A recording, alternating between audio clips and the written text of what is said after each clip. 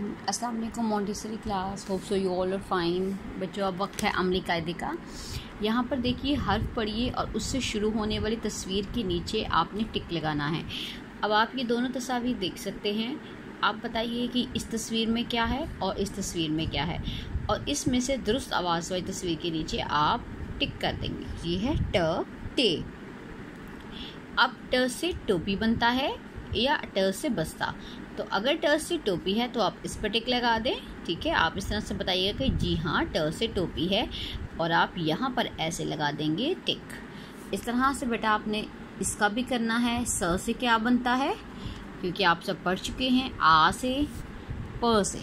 उसके बाद तस्वीर में रंग पढ़िए और शुरू की आवाज़ वाला हर्फ भी लिखिए। आप इस तस्वीर में रंग पढ़ें और बताएं कि ये क्या है।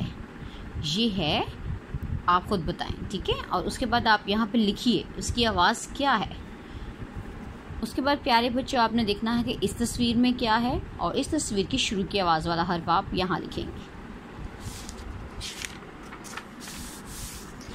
बेटा आप सब जान चुके हैं, आप सब कर चुके हैं। अब सारी साउंड चलें। अब वक्त आ गया कि उसकी हम रिवीजन करें।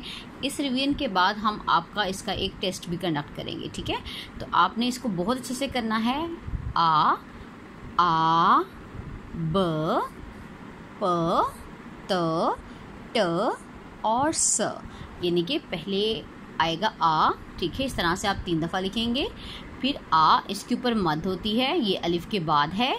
फिर ब आएगा। ये सारे एक जैसे हैं, लेकिन फ़र्क क्या है बेटा, इसमें आएगा 1 नुक्ता, उसके बाद 3 नुक्ते, फिर उसके ऊपर 2 नुक्ते, फिर टोपी, और फिर ये। इसको आप आगे पीछे नहीं कर सकते, ठीक है। आपने इसको इसी तरह से अपने ज़हन में रखना है और उसकी तैयारी भी करनी है।